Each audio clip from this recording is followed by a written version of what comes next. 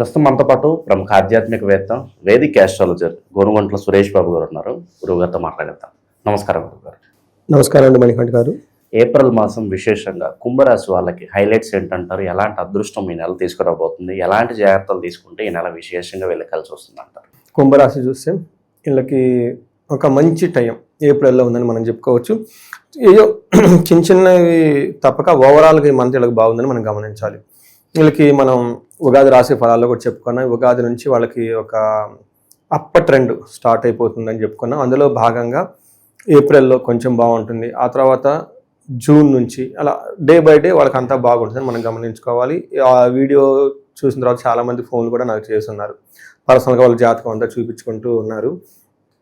కొంతమంది ఇక్కడ ఈ మంత్ వీళ్ళకి ఎలా ఉంటుందంటే ఫస్ట్ ధన ప్రవాహం ఎక్కువ ఉంటుంది ఫస్ట్ 1 monthలో. ఫస్ట్ 15 days, సెకండ్ 50 daysలో వీళ్ళకి లక్ష్మీ అంటారు. ఆల్రౌండ్ ప్రాస్పరిటీ వైభవం వీళ్ళకి వస్తుంది. తర్వాత విపరీతంగా ధనం కూడా ఖర్చు అవకాశం ఉంటుంది. అంటే ధనాన్ని పోగొట్టుకుంటారు వీళ్ళు బై మిస్టేక్ చేయటం వల్ల. తర్వాత శ్రీయం మళ్ళీ ధనం వస్తుంది. సుహృతాభివృద్ధి అంటే ఫ్రెండ్స్ తోటి ఓవరాల్గా ప్రాస్పరిటీగా ఉంటారు. ఒక్క విషయంలో బాగా కేర్ఫుల్గా ఉండాలి. వీళ్ళకి ధనం పోగొట్టుకుంటారు. స్పెక్యులేటివ్ ఆన్లైన్లో ఇన్వెస్ట్ చేయటం లేదా జ్యువెలరీ పోవటం ఇలా అన్ఎక్స్పెక్టెడ్గా డబ్బు పోయే అవకాశం ఉంటుంది. ఆల్రెడీ వీళ్ళు ఏలినాడ్స్తో ఇబ్బంది పడుతూ ఉన్నారు కాబట్టి కొంచెం జాగ్రత్తగా పెట్టుకుంటే ఇంకా మంచిది. నమ్మి వీళ్ళకి డబ్బులు ఇచ్చే బదులు కూడా, లేదంటే ఇంతకుముందు ఎక్కడో ఇన్వెస్ట్మెంట్ చేస్తుంటారు. ఈ టైంలో ఆ బ్యాడ్ న్యూస్ వీళ్ళు తెలుస్తుంది, ఆ డబ్బులు కాసపోయినాయి అని చెప్పేసి. ఎనివే అది ఏదున్నా కానీ పాజిటివ్గా తీసుకోవటం. ఎందుకంటే వీళ్ళకి ఏలినాడ్సిన ప్రభావంతో స్లోగా బయటకు వస్తూ ఉన్నారు కాబట్టి ఏప్రిల్ మంత్లో అక్కడ తప్పక మిగతా అన్ని విషయాల్లో బాగుంటుందని గమనించాలి. ఫస్ట్ వీళ్ళకి 3వ హౌస్లో ఆరోగ్యం, నిత్య సంతోష, బంధుమిత్ర సమాగమ, అర్ధలాభ పత్ర సౌఖ్యం, ఇష్టసిద్ధి అంటారు. అంటే వీళ్ళకి సూర్యుడు బలం చాలా స్ట్రాంగ్గా ఉంటుంది. ఎప్పుడైతే సూర్యుడు యొక్క బలం బాగుంటుంది అంటే గ్రహరాజు, అన్ని గ్రహాలు బాగున్నట్లే చెప్పుకోవాలి. సూర్యుడు మీరు గమనించుకుంటే 7 రకాల గుర్రాలు ఉంటాయండి. ఒక్కొక్క గుర్రం ఒక్కొక్క దానికి ప్రతీక, ఒక్కొక్క లక్కి, ఒక్కొక్క అదృష్టానికి ప్రతీక. అందుకని ఈ శ్లోకంలో చాలా బాగా రాశారండి.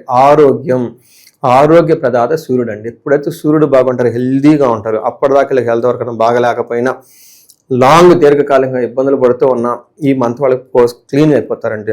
ఆరోగ్య మహాభాగ్యం ఉన్నారు. చూడండి, నిత్య సంతోషం, హ్యాపీగా ఉంటారంట. చూడండి, బంధుమిత్ర సమాగమ, బంధువులతోటి మిత్రులతోటి సమానంగా ఉంటుంది. అర్ధలాభం, 5 లాభాలు. 6వది పుత్ర సౌఖ్యం, పిల్లలతో బాగుంటుంది. ఇష్టసిద్ధి, అనుకున్న పనులు అయిపోతాయి. చూడండి, 7 రకాల బెనిఫిట్లు ఒక శ్లోకంలో సూర్యుడు వల్ల వీళ్ళకి వస్తూ ఉంది. ఇది మంచి టైం వీళ్ళకి. మనం లాస్ట్ టైం కూడా చెప్పుకున్నట్లు ఈ రాశి వాళ్ళు చాలా చాలా ఏమంటారు, బాధల ద్వారా నాకు బాగా దగ్గరైన రాశి అని మనం చెప్పుకోవాలి ఈ టైంలో. ఈ ప్రకారంగా చూసుకుంటే కుజుడికి 2వ స్థానంలో ఉండటంతో మనం మొదట్లో చెప్పుకున్న విధంగా కొంచెం కుజుడు ఇబ్బంది పెట్టే విధంగా సదా దుర్జన సంపర్క అంటారు సంస్కృతం. అంటే అసత్వం సతతం క్లేశ సర్వకార్య వినాశనం సదా దుర్జనం అని చెప్తారు.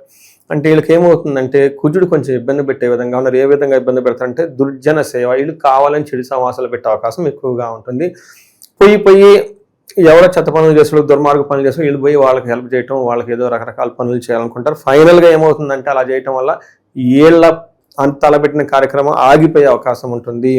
సర్వకార్య వినాశనం, ఒక కార్య కాదంట, అనుకున్న పనులన్నీ చెడ్డాడితే ఏం పనులు అవుతాయండి? మంచోళ్ళు పక్కన ఉంటే, గురువుల పక్కన, వాళ్ళ పక్కన, దైవం పక్కన ఉంటే పనులు అవుతూ ఉంటాయి.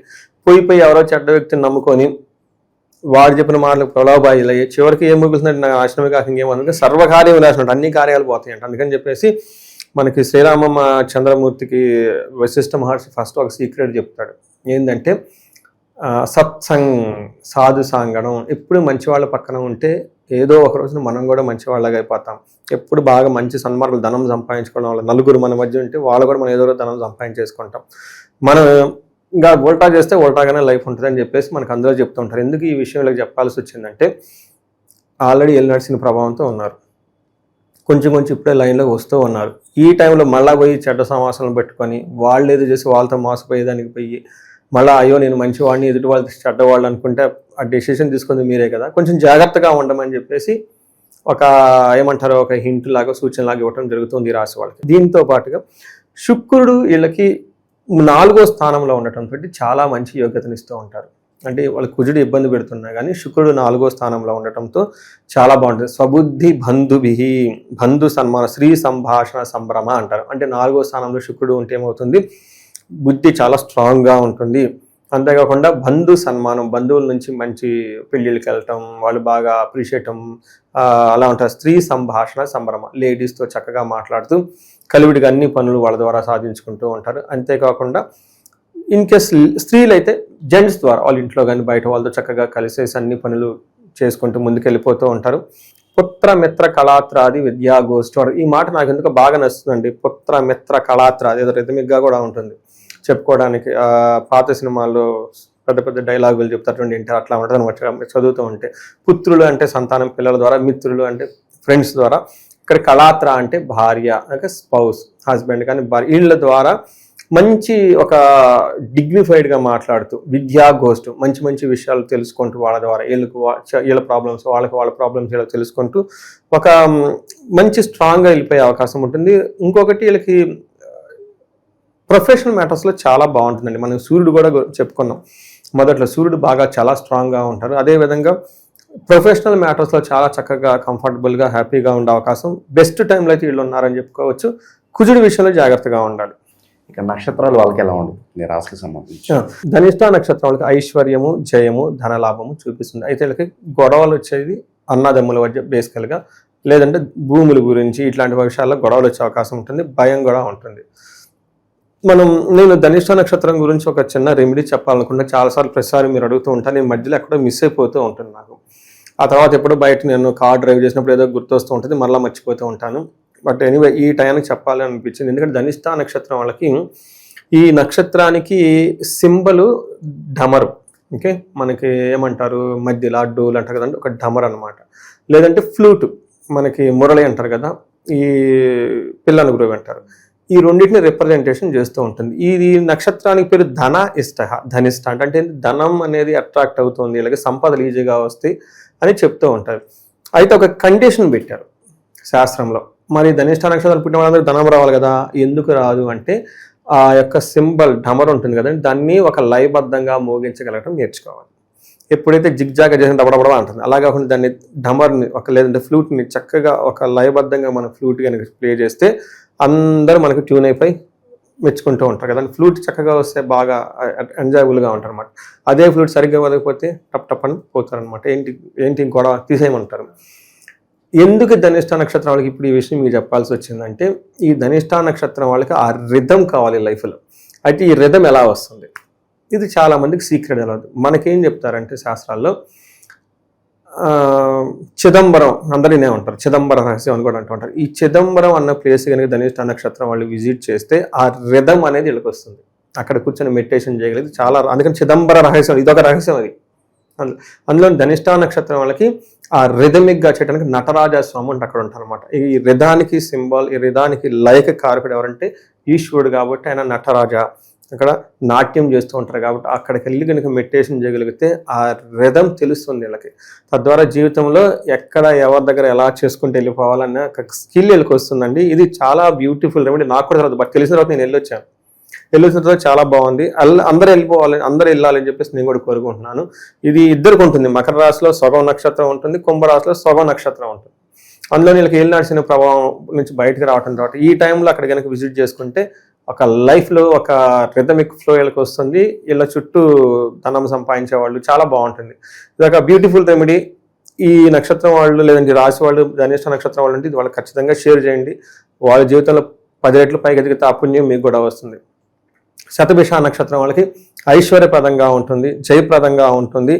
ధన ప్రవాహం, ధన లాభము, సంపదలు చాలా బాగుంటాయి. శతభిష నక్షత్రం వాళ్ళకి లాస్ట్ మంత్ కూడా బాగుంది, ఈ మంత్ కూడా బాగుంటుంది. చాలా రోజుల తర్వాత శతభిష నక్షత్రం వాళ్ళకి అన్ని విధాలు బాగుందని చెప్పుకోవచ్చు. పూర్వభాద్ర నక్షత్రం వాళ్ళకి ఐశ్వర్యవంతంగా ఉంటుంది, ధనలాభము, సంపదలు చక్కగా ఉంటుంది. అయితే వీళ్ళకి గొడవలు వచ్చే అవకాశం ఉంటుంది. అనుకున్న పని లేదంటే పూర్వకాలంలో చేసిన ఒక పని లేదంటే పూర్వకాలంలో ఏదైనా ఒక డీల్ లాగా చేస్తే అది ఈ టైంలో ఆగిపోయే అవకాశం ఉంటుంది. కొంచెం జాగ్రత్తగా ఉండాలి ఈ పూర్వభాద్ర నక్షత్రం వాళ్ళు. సో చూసారు కదండి, ఏ ప్రకారం చూసుకున్నా అంతా బాగుంది కాబట్టి ఈ రాశి వాళ్ళు ఇంకా అష్టైశ్వర్యాలతో భోగభాగ్యాలతో చక్కగా ఉండాలని చెప్పేసి మనం కోరుకుందాం. ఇక ఓవరాల్గా ఈ రాశి వాళ్ళు చేసుకోవాల్సిన పరిహారాలు ఏంటి? ఈ పర్టికులర్ ఈ మంత్లో సుబ్రహ్మణ్యేశ్వర స్వామిని ఆరాధన చేయటం, లేదా హనుమాన్ చాలీస చదవటం, ఆంజనేయ స్వామి గుడికి వెళ్ళటం చాలా చాలా ఇంపార్టెంట్. రెండోది రామ ఆంజనేయ ఇద్దరూ కలిసి ఉన్న పటాలు కానీ లేదంటే లాకెట్ కానీ ఆరాధన పూజ చేస్తే ఇంకా చాలా బాగా కలిసి వస్తుంది. వాళ్ళకి వెరీ గుడ్ కాంబినేషన్ అనమాట. వీటితో పాటుగా వాళ్ళ ఇండివిజువల్ జాతకంలో ఏదైనా కనుక సమస్యతో బాధపడి ఉంటే, ఆల్రెడీ ఈ ప్రాబ్లమ్స్తో పాటు ఇంకా ఏదైనా కనుక ప్రాబ్లమ్స్, సీరియస్ ప్రాబ్లమ్స్ కనుక ఉంటే శని పిప్పలాద స్తోత్రం, శనికి సంపూర్ణ శాంతి పూజలు చేయించుకోవడం చాలా చాలా ఇంపార్టెంట్.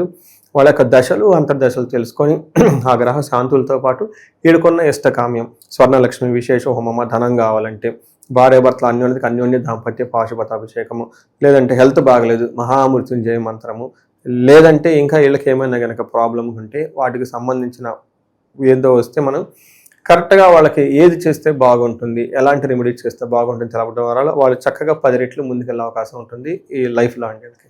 ఓవరాల్గా ఈ మంత్ వీళ్ళకి ఎలా ఉండబోతుందో మంచి విశ్లేషణ అందించారు. ధన్యవాదాలు. ధన్యవాదాలండి.